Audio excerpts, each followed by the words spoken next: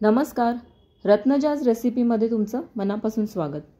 आज आपण मस्त चमचमीत आणि झणझणीत असा कोळंबी पुलाव कसा बनवायचा ते पाहूयात।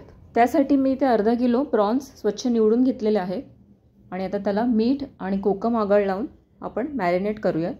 कोकम आगळऐवजी लिंबाचा रस घातला तरीही चालेल। आता हे पण छान मुरवत अर्धा तास बाजूला ठेवूयात। तसेच मी इथे 2 कप बासमती तांदूळ स्वच्छ धुवून भिजत ठेवला होता। आता आपण पुलाव तयार करायला घेऊयात। त्यासाठी एका पॅन मध्ये तेल घेऊन तेल गरम झालं की त्यामध्ये बटाट्याच्या अशा मोठ्या फोडी तळून घ्यायच्या आहेत। बटाट्यांना थोडेसे असे डाग पडेपर्यंत तळून घ्यायचं आहे। आता हे छान फ्राय झालेले आहेत। आपण एका भांड्यात हे काढून घेऊयात।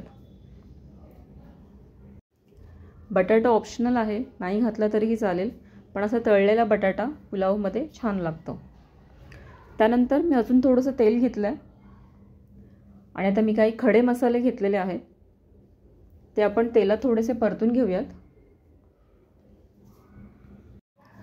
मसाले थोडेसे परतून झाले की त्यामध्ये उभे पातळ चिरलेले कांदे घालूयात। इथे मी 3 मोठे कांदे उभे असे बारीक चिरून घेतलेले आहेत, ते घालूयात आणि हा कांदा आता छान तेलावरती सोनेरी रंग येईपर्यंत आपल्याला फ्राय करून घ्यायचा आहे। कांदा फ्राय होतोय तोपर्यंत आपण एक वाटण तयार करूया। त्यासाठी मुठभर कोथिंबीर, 5-6 लसणाच्या पाकळ्या, 1 इंच आलं आणि 3-4 हिरव्या मिरच्या घेतल्या आहेत। कांदा आता आपला छान परतून झाला आहे। आपण एक बारीक कापलेला टोमॅटो घालूया आणि हे जे वाटण आपण केलं आहे ते घालूया। तर टोमॅटो आणि वाटण हे छान तेलामध्ये परतून घेऊयात। थोडंसं मीठ टाकलंय म्हणजे टोमॅटो छान मऊ होईल। आता ह्याला छान तेल सुटेपर्यंत आपण परतून घेऊयात। आता आपण यात काही मसाले ॲड करूयात। मिरची पावडर, थोडीशी हळद आणि थोडीशी धणे पावडर मी इथे घेतली आहे। बिर्याणी मसाला आपण शेवटी ॲड करणार आहोत, म्हणजे त्याचा स्वाद छान टिकून राहील। आता हे मसाले सुद्धा आपण छान परतून घेऊयात। थोडीशी कोथिंबीर घातलेली आहे। मसाले परतून झाले की त्यामध्ये आपण 2 चमचे दही घालणार आहोत। इथे मी 2 चमचे दही फेटून घेतलेलं आहे, ते घातलंय। आता हे दही सुद्धा छान आपण मिक्स करूया मसाल्यामध्ये। तुम्हाला जर दही नसेल वापरायचं तर नाही वापरलं तरीही चालेल, पण दह्यामुळे छान एक बिर्याणी सारखा फील येतो। आता यामध्ये आपण जे प्रॉन्स मॅरिनेट करून ठेवले होते ते घालूयात आणि जो आपण बटाटा तळून घेतला होता तो सुद्धा ॲड करूयात। आता बटाटा आणि प्रॉन्स हे सुद्धा मसाल्यामध्ये एक 2-3 मिनिटं छान असे परतून घेऊयात।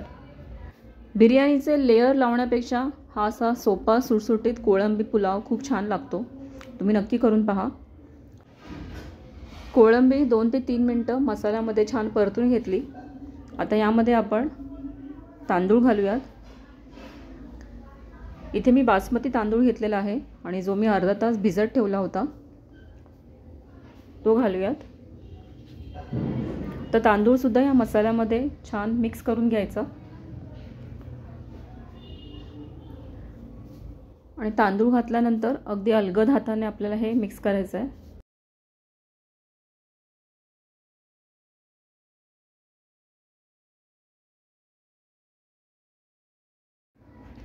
तांदूळ एक 2 ते 3 मिनिटं परतून घेतला मसाल्यामध्ये। आता यामध्ये आपण मीठ घालूयात। मीठ आपण मसाल्यामध्ये सुद्धा घातलं होतं आणि प्रॉन्स मॅरिनेट करण्यासाठी सुद्धा आपण मीठ घातलं होतं, त्याचा अंदाज घेऊनच मीठ घाला। आता हे छान परत एकदा सगळं मिक्स करून घेतलं। आता यामध्ये आपण पाणी घालूयात। इथे गरम पाणी आपल्याला घालायचं आहे। सो इथे मी 2 कप तांदूळ घेतले होते, त्यामुळे मी 3 कप गरम पाणी वापरणार आहे आणि तांदूळ आपण भिजवून घेतले होते त्यामुळे पाणी थोडंसं कमी लागतं। शक्यतो गरम पाणीच वापरा, थंड पाणी वापरू नका।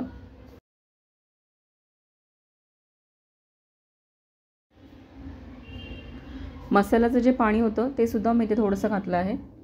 तर छान एकदम मिक्स करून घेऊयात।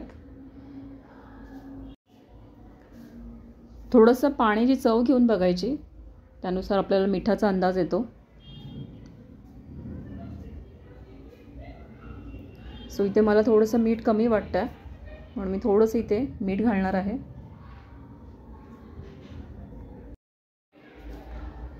एक चमचा बिर्याणी मसाला घालूयात आणि 1 चमचा साजूक तूप घालूयात.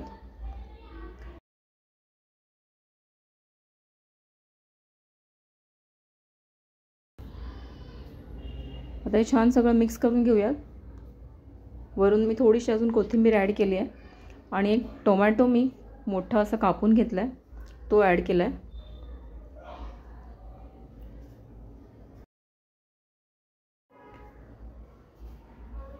आता यावर झाकण ठेवून आपण 10 मिनटं गॅस कमी करून ठेवूयात. तुम्ही जर कुकरमध्ये करणार असाल तर 1 शिट्टी इनफ आहे. तर 10 मिनटानंतर बघा मी झाकण काढून चेक करते.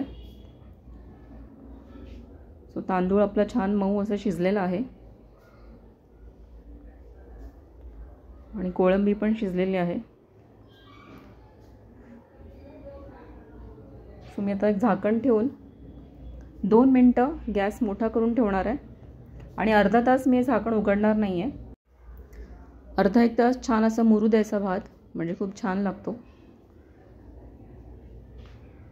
हे बघा अगदी मोकळा सडसडीत असा भात झालेला आहे.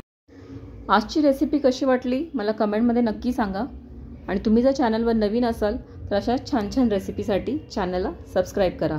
भेटूया अशाच एका नवीन रेसिपीमध्ये.